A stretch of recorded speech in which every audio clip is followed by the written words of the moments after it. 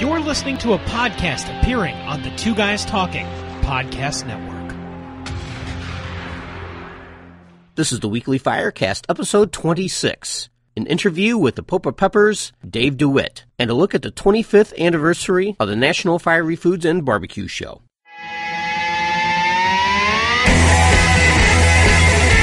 Strap yourselves in. It's time for the weekly Firecast. This is the podcast for all foodies. Those who love food that is cooked over a fire or feels like fire in your mouth.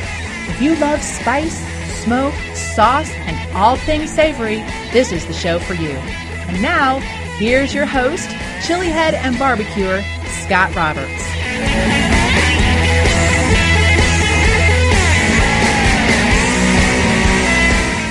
Welcome everybody to the weekly Firecast. I know this is kind of being released on an odd day.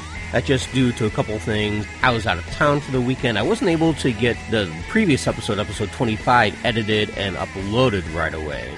And then as soon as I got back to Missouri, boom, I got hit with a major flu. And as you can tell from my voice, I'm still recovering from it. But it knocked me out. Something fierce. So I was unable to record anything for the podcast, for any voiceover stuff. I did do the following podcast, which I'm the co-host of with Mike Wilkerson of twoguystalking.com. You can find that over at the numeral twoguystalking.com. But other than that, I was out of commission for a while, and here we are, the very week of the National Fiery Foods and Barbecue Show out in Albuquerque. And of course, I wanted to release an episode a week before that, because I talked to none other than the Popa Peppers himself, Dave DeWitt. Now, he is the producer of the National Fiery Foods and Barbecue Show. We'll just shorten that to Fiery Food Show. He started that 25 years ago, so I wanted to ask him a little about the history behind the show, what he plans for this show, and what could possibly happen in the future. So Dave's a great guy to talk to, never at a loss for words, so you can hear that interview in this episode and several minutes from now. This past weekend, we've had some very sad news in the hot sauce world. The CEO of McIllhenny Company, the producers of Tabasco pepper sauce, Paul McIllhenny, died at the age of 68. Unfortunately, he died of a heart attack. 68, as you know, is very, very young nowadays. He was an incredibly friendly guy and a very smart guy, too. He helped spread Tabasco so much during his tenure as CEO. And if you know me, I am not the biggest fan of Tabasco sauce, but I do respect Paul, respect the company. Now, as of the beginning of this year, I was working on getting an interview with Paul for the Firecast. Fortunately, I'm not going to be able to do that, but my thoughts, my prayers go out to the McIllhenny family and everyone at the McIllhenny Company. He will be missed.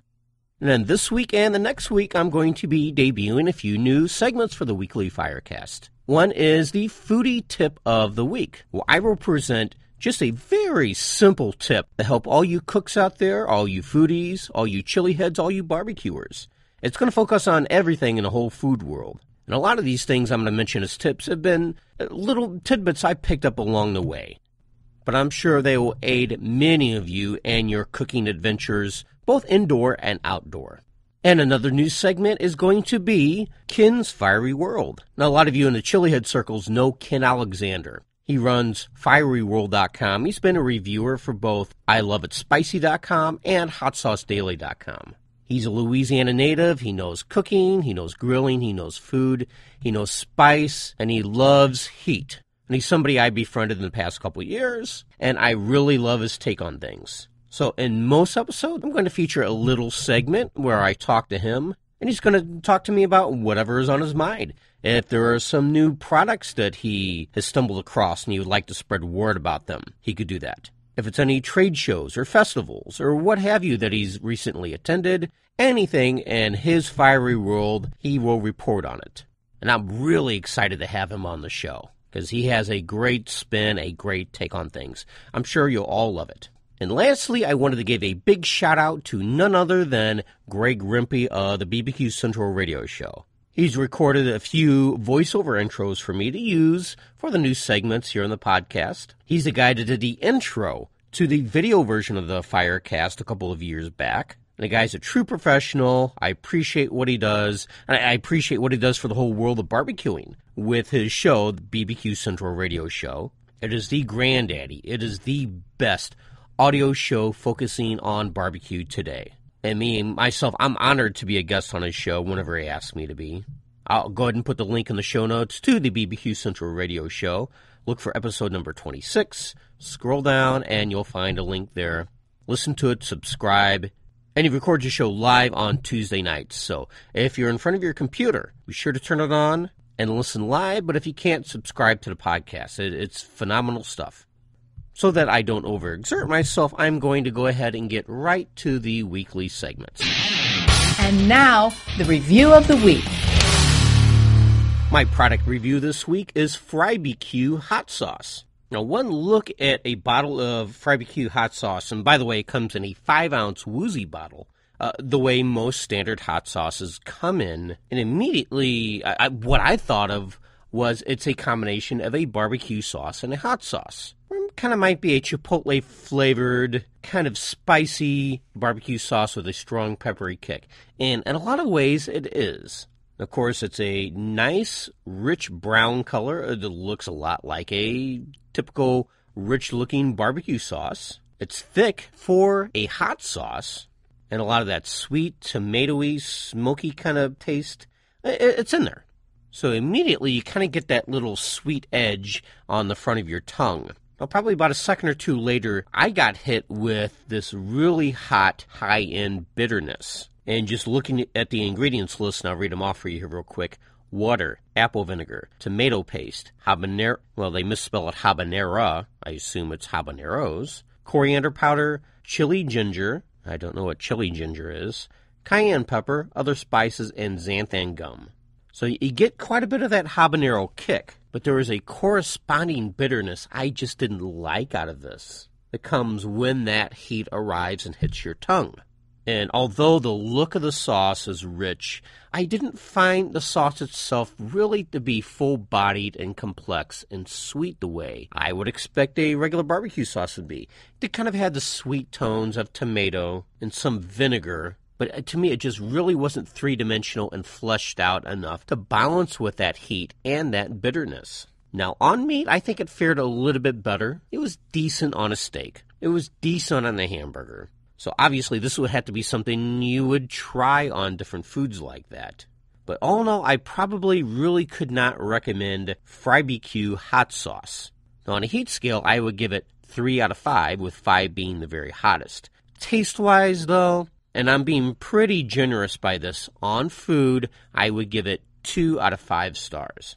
So I think they could make some big improvements to the flavor of this, especially fleshing out more of the full-bodied barbecue aspects of the sauce, and they might have a pretty good product on their hands. And if you're interested in this product for yourself, you can go to Fri-BQSauce.com.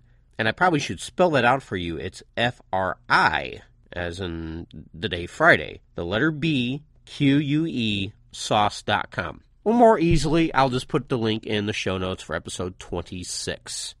Just go to weeklyfirecast.com, look for episode 26, scroll down, and you'll find a link there. And now, the Foodie Tip of the Week. My tip this week, let meat and poultry rest for a few minutes before you go to serve it up or before you go to slice it up. Now, eager beavers will go to cut into the meat, and of course the hot juices will just go all over your plate, all over your cutting board. You want to avoid this. The thing is, if you wait for a few minutes, the meat will actually still be cooking on the inside. I know you're worried about it getting cold and everything on you, but it will still cook. After about 5 minutes, those juices inside will thicken up, and they'll stay in the meat when you go to cut it open. And if you're absolutely worried about it dropping in temperature, well, go ahead and foil it up. Cover it up somehow, but still don't cut into it right away. Now, the only exception to this would be seafood. Because of the structure of meat, it's not extremely juicy. Juices won't go all over the place if you cut into a tilapia fillet or anything like that. So you're fine in that regard. But a nice medium rare beef steak, pork, chicken, any other kind of land-grown meat, let it rest for a few minutes, then serve it, and then you can enjoy a juicier cut of meat that way. We'll be back after these messages, so stick around.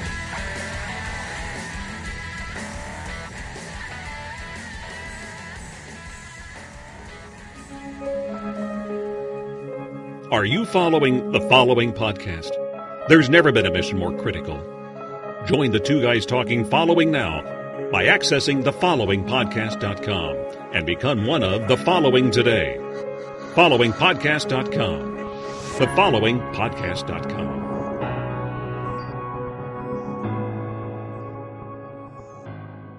Having a friendly, relatable voice can make all the difference in your marketing efforts.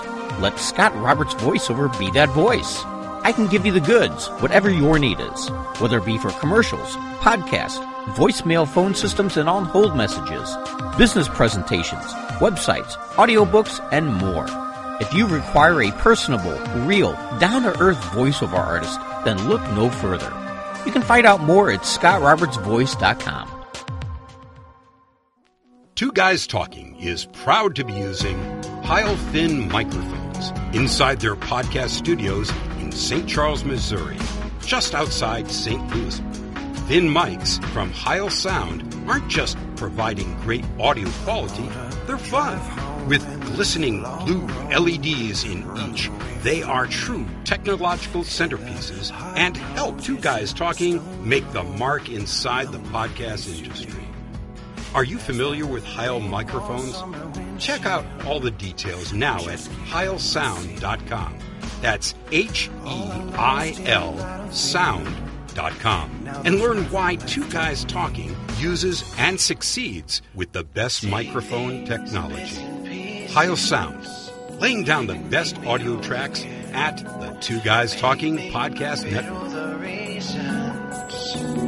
For a second chance. Two Guys Talking Poker.com. I'm Vic Porcelli, that's one guy. And Big Slick, a.k.a. Andy Kazin, he's the other guy. Hiya. Hey, that's me. You know, Andy and I catch some hot hands when we're playing poker, but if you want to talk about hot sauces, chili peppers, any food with real heat, it's Scott Roberts and the Weekly Firecast on the Two Guys Talking Podcast Network.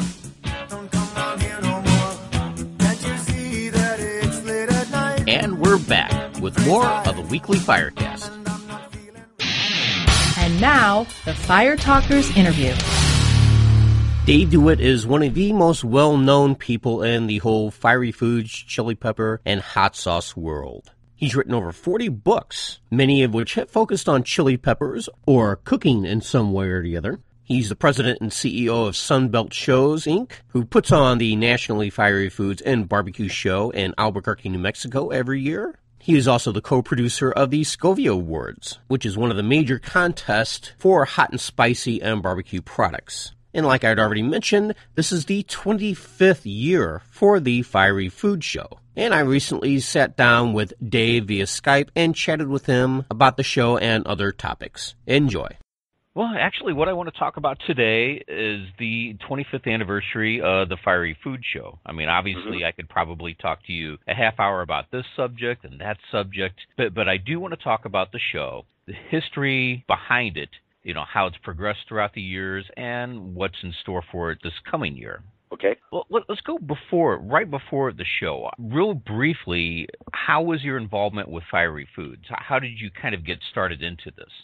We launched Chili Pepper Magazine in 1987, and it really took off. We were getting subscriptions in, a ton of them, and I was doing everything I could to make the magazine as good as possible, but I had been a show producer for a long time. My first show was done in 1973 in Richmond, Virginia, called the Bargain Days Flea Market, and it made money. I did it the following year, and then moved out to Albuquerque and was looking for various shows that I could produce, and I landed, believe it or not, in custom car shows.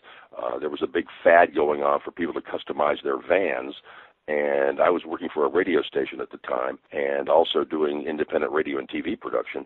And I was sitting in Van World one day and watching these vans go by and seeing how tricked out they were and all this kind of stuff. So I asked the owner, Rick Lauterbach, I said, do you suppose that these people would actually go to a show with all these vans in it? And he said, oh, hell yeah, they would. And so I launched the Albuquerque Custom Van and Truck Show at the Convention Center. This was in 76, and it went great. I did many of those kinds of shows. I also did antique shows and later on home shows and so forth like that. So show production was no new thing for me. I knew how to do it. And I was down at the Chile conference in 1987, or I guess it was early '88. I was down at they have a chili conference in New Mexico State. Yeah. And I was driving back to Albuquerque from Las Cruces. I had this vision in my brain of a tabletop that was at the conference, which had just, old El Paso products on a table stacked up looking like a display. Of course, it was a display. And I thought, this is a pretty big industry. It's probably $1 billion, and there's no trade show for this industry. And there's probably 3 aluminum siding shows. There ought to be a show. And so I decided to launch the show. My wife was teaching school at the time, but she had the summer off, so she could try to sell booth space and so forth like that. And she did. It was in a hotel venue the first time. I don't think we had maybe 60 exhibitors, 70 exhibitors at the most, maybe 50, I don't remember. And we only did about 500 people at that show. But everybody loved all the exhibitors, were just delighted, which was sort of surprising, seeing as people didn't really make much money. But everybody thought it was a start. And so I made $100 on the show. But I thought, I didn't lose money, so that was a really good thing there. And so we changed the timing of the show from the fall to the spring, which was a smart thing to do, and got a larger hotel venue, and did the second one. Not bad. Made a little bit more money, but still not, as good as it could be. And then the following year, I moved it down to the convention center, and it did really well. After about 5 years, I started making some significant money and realized that there was a nice future in this. So we had the magazine going, we had the Fiery Food Show going successfully, and that's how it got started. And every year it grew and grew, and about 6 years ago, there was a bunch of things going on. We missed, for example, the 2000 show because we were supposed to have it at the convention center, but there was a city ordinance that said if there was a citywide convention, that overruled all other shows in town. And they had the bowling convention, and it took over the convention center for 6 months. And my spring 2000 show was removed from their schedule. And so I had to find another place to do it, and I moved the show to Reno for that year, which really upset a lot of people. It upset Albuquerqueans, for one thing, and upset some exhibitors. However, the show didn't do too bad out there. It was, pretty successful. We came back to Albuquerque, and I realized that I had to leave the convention center eventually. And so when the opportunity came, namely a large facility being built at Sandia Resort and Casino, I went and toured it while it was under construction in a hard hat and everything. My wife and I went and toured it, and we made a deal. And it's a real good deal. They said, well, if you do it, here, we will waive the first year's rent for you. How could I turn that down? Mm-hmm. So we did it and filled up the place, and the show the gate increased 40% over the convention center because of the free parking. And so we've had the show there ever since, and the attendance has climbed ever since. And the show in 2012 went from about 14,000 people to 17,000 people as a result of a new TV station sponsoring the show. So that's it in a nutshell. And as far as what's happening for our 25th anniversary show, but we're going to have a grill-off. And 2 of the major stars of the grill-off will be Dr. Barbecue Ray Lampe and Bill Milroy of the Texas Rib Rangers, who's won God knows how many championships. And they're going to be going against 2 local people in the first round of this grill-off, and then we'll see who gets to the finals, whether anybody can beat either one of these champions. And that'll be real interesting to do. Some of the people coming back to the show are Chuck Evans of Montezuma brand. Company. Yeah, Montezuma brand. And he was in the very first show. So he's been coming to the show off and on for 25 years. And we're going to acknowledge him. And the show is going to be dedicated to the memory of Walt Stevenson. He died in December, and we're going to dedicate the show to his memory. He was a longtime exhibitor of ours, and I'm sad to see him go. However, his company will be in the show, so they're still going to participate. And Emily told me yesterday that we had four spaces left in the show, and that's with 5 weeks to go. So looks like it's going to sell out for sure. And then James of Eat More Heat is coming to do a live webcast for the show, so that'll be all over the place. He's been very successful with his webcasts on the Stickum network. Odd name for a network, but aside from that, the Albuquerqueans don't really care about the sizzle for a show like this. They care about the meat. They care about the food and buying the food and tasting new stuff, and that's what they really like. So they're going to come out regardless of whether we do a grill off or have people from the past or anything, they'll be there. So I invite everybody to come out for the show. You got plenty of time. It's a beautiful facility. We've never had any bad weather at this thing. I think there were snow flurries one year and that sort of thing. But generally speaking, the temperature will be probably near 60 during the day. Could be a little windy. Pretty darn good weather. And the Sandia Resort and Casino is nestled right in the foothills of the Sandia Mountains. And the view is absolutely spectacular when you look east. And then when you look west, the whole city spreads out in front of you. So it's really a beautiful venue for a show. And of course, the convention center wants me to come back. And I am running a Southwest Book Fiesta in May at the convention center because that's simply a better venue for that kind of a show. But I'm not going to move the show back to the convention center. I'd probably lose half my exhibitors and half my attendance to the show. So we're going to stick where it is. They've been promising to expand the place, but that has not happened so far. We'll see what happens. And, of course, they're a sovereign nation. They can do whatever they like. Yeah. And they, of course, make most of their money on the casino, but still, it's a very good place to have a show. And in 2012, we completely filled their parking lot, which has 2,000 spaces. So it was a gigantic crowd. Oh, it's always busy there, yeah. Yeah. So hope to see you there if you can possibly make it. Yeah. I was unable to attend last year, but yeah, I'm going to make it this year. I mean, the big show, 25th anniversary. Trying to get a bunch of bloggers, chili heads there, go there, do some coverage of it for our website. Great. Of course, I'm doing the podcast, which I will be putting up probably mid-February. Like we're doing this. I think it's the 22nd today of January. Yeah. I haven't looked at my date. I want to kind of go back a little bit to the late 80s, early 90s. Back then, I was, in high school. I graduated. I had no idea that there was a chili head culture out there. Yeah, well, it took us a while.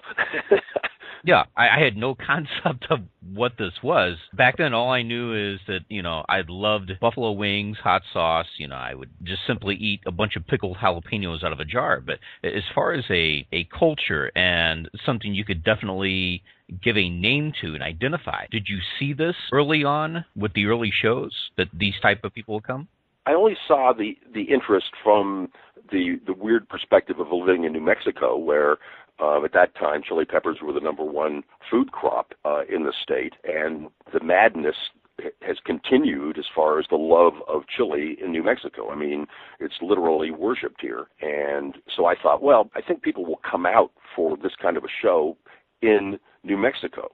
I don't know whether it would work in Dallas. I don't know whether it would work anywhere else in the country, but in Albuquerque, it will work. And it did. And I didn't think it would work to the extent that it has worked, but it just goes to show you, if you set your mind to something and then try to improve it every single year, sometimes it works. And in this particular case, the show has worked. And, people absolutely love it. They talk about it. And generally speaking, if you go into a restaurant and ask a stranger, has he been to the Fiery Food Show, or has he heard of the Fiery Food Show, he'll say yes to one or the other.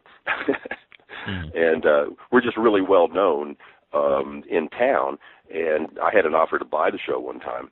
Somebody wanted to buy the show, and I looked at him and said, I know what you're going to do. In the first place, you're going to want me to work for you, and I'm not going to do that because I don't work for other people. And the second thing you'd want is to move the show, thinking, Albuquerque's too small. Boy, this would really go in, name a city. And it wouldn't necessarily go in another city. I have done this particular kind of show in St. Petersburg, Tampa, and Houston, and not nearly as successfully as Albuquerque. We did the Fiery Foods show for 5 years and never really increased attendance that much over those years.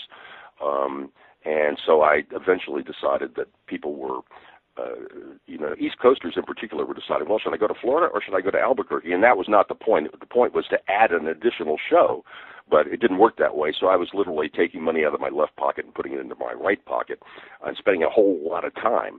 I got to do a lot of fishing. That was a good thing.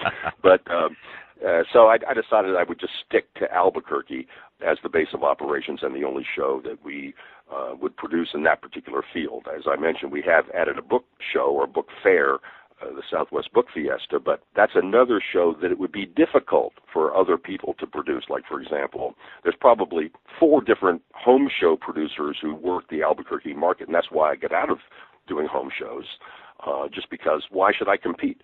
And with the Fiery Food Show, I don't really have any competition, and with the Book Fiesta, I don't have any competition there either. So that's the kind of show I like, something that fits my specific interests and my specific talents. And yes, I'm a fiery foods expert, but you know I've written more than 40 published books, so I'm big in the book industry too. And I will actually be publishing books in 2013 through a division of my company, and we're doing a couple of books on barbecue from a different perspective on barbecue, and I'll tell you about those in another podcast. Oh, sounds good. Well, I guess you're right as far as New Mexico being a great hub, because you've always had that chili pepper love and everything like that. Yeah, I could imagine Missouri or, I don't know, Massachusetts or some state like that being conducive to having this. To us, it's just a very gradual introduction to spicy foods and, whatever people would eat at restaurants, or, you think of Mexican putting hot sauce on things. Yeah, we don't have that kind of love of chili peppers and roots for it to really have a good base to have a show. I agree with you, and you'll notice that certain food shows are more appropriate in some places than other places. There's a crawfish festival. Where do you think that is? Louisiana, of course, and there's a seafood festival. Where do you think that is? Boston. All those things make a lot of sense, and it makes sense to have essentially a chili pepper fiery food show in New Mexico, which has the greatest love for the pot, I guess you'd say, of any other state. So it does make sense. It would make no sense to have a seafood festival in New Mexico, or even Missouri.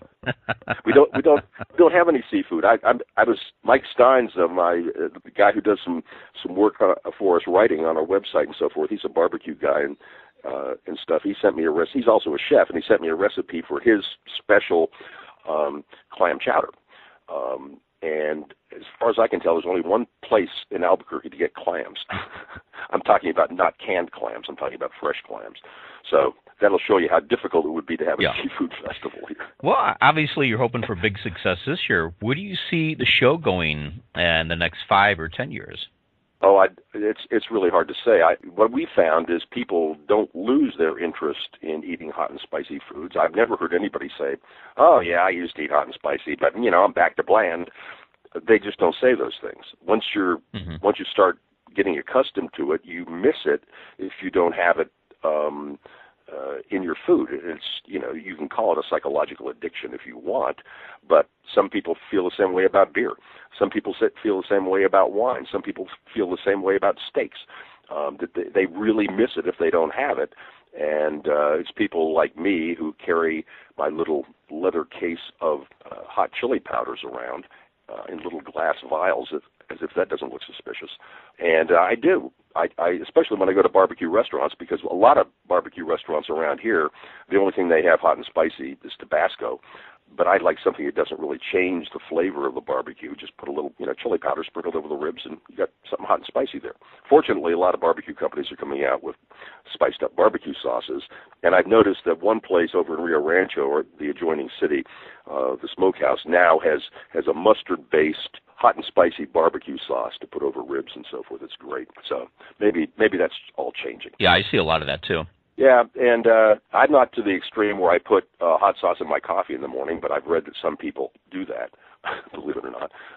I sometimes will put, just a little bit of chili powder in there. One of the things I like to make is a pumpkin spice coffee.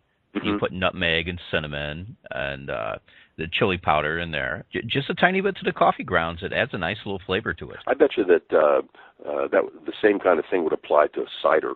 It's called mulling cider is what it is, adding spices to it and so forth like that. I bet you could do that. You could put, spices and chili peppers in cider, especially hard cider. That would quite perk it right up. I think you could probably put not just a lot of people think, hot sauce equals Tabasco. Well, there's a lot more than that. You could probably put chili pepper powder or some type of spiciness to just about anything out there. I mean, even ice cream.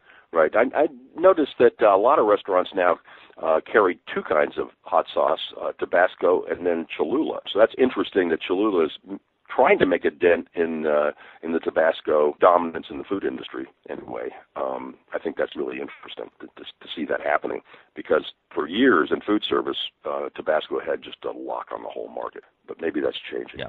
Well, all personal preferences aside, at least I will see, at least some type of spicy food product, in most restaurants. Not talking about the fast food ones, but other ones like that. So when you come out here, McDonald's has green chili on their hamburgers here in New Mexico. So. Oh, I noticed that the last couple of times I was out there, just looked and saw that, and Hardee's, had a green chili cheeseburger. So right. Well, of course, that's a New Mexico thing, I guess. Yeah, we're not lucky like that here in Missouri.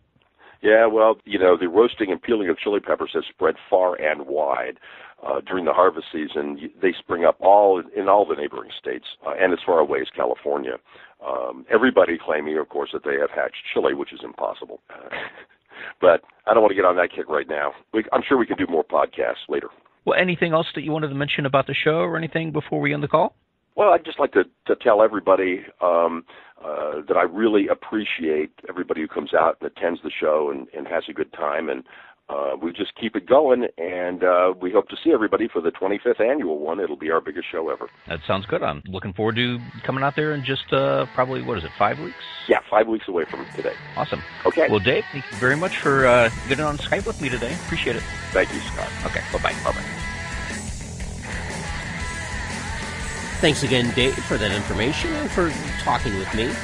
For more information on the Fiery Food Show, which again is being held this weekend, March 1st through the 3rd, you can go to fieryfoodshow.com, or for Dave's main website, which contains a huge wealth of fiery foods and barbecue information. That can be found at fiery-foods.com. And as usual, I will put the link in the show notes. Just look for episode number 26. You can find these, plus all the other important links that are mentioned in any weekly Firecast there for your convenience. And now here is the part of the podcast where I mention everyone who shared a link to it on Facebook or retweeted a link to the Firecast on Twitter. And I'd like to remind everybody, when I post a link to a new episode of the weekly Firecast, either on Facebook or on Twitter, if you shared a link on Facebook or retweet the link on Twitter, I will mention your name or your company's name. It could be some great advertising for you. So here are the people who shared it on Facebook. There was Mike Eisenberg of WickedCactusSauce.com. Thank you, Mike. There was Tracy Carter, who I happened to interview in episode 25. And his website is jackstailgaters.com. And just go back to episode 25, click on that link. It'll take you right there. Also sharing it on Facebook, there was Heather Fossberg. Thank you very much, Heather. And then retweeting the link on Twitter was James Haskell. His Twitter handle is JD Haskell. There's Sean Mundell. His Twitter handle is @TGuzzler. And Midwest Chili Heads. And his Twitter handle is JKNOLL, the numeral 4. Thanks, everybody. And I'd like to invite everybody who has subscribed to this podcast via iTunes. If you haven't yet liked my Facebook page, you can do so at facebook.com/ScottRobertsWeb. You can follow me at Twitter at twitter.com/ScottRoberts. And if you're unfamiliar with my main website, my hub of all things, my main blog can be found at ScottRobertsWeb.com, where I post links to every episode of the weekly Firecast, plus fiery foods industry news, product reviews, and more. It's what I've been doing for over 5 years, so be sure to check that site out. And lastly, I kind of mentioned it last episode that this is the half-year mark for doing the weekly Firecast. It's really hard to believe I've been doing this for 6 months. It's been a lot of fun, just a few setbacks, mainly with illness, with sickness. I'm sure many of you with jobs, occupations, things you have to do where you have to talk a lot, where you're on the phone a lot, you know how it kind of affects your voice. It's doubly so doing these kind of podcasts, doing voiceover work. But I've tried to keep plugging away and hopefully produce some good content for all of you to listen to. Thanks, everybody, for sticking through things with me for a half a year. I appreciate all the love and support everyone has given me. So that wraps it up for this edition of the Weekly Firecast. God bless you all, and remember, till next time, keep it burning. This has been the Weekly Firecast. Make sure to subscribe to this podcast via iTunes or at the official website at scottrobertsweb.com/weeklyfirecast. The Weekly Firecast is part of the Two Guys Talking podcast network. For more information on other great Two Guys Talking programming, you can go to twoguystalking.com. That's the number 2, guystalking.com. Thanks for listening. And remember, keep it burning.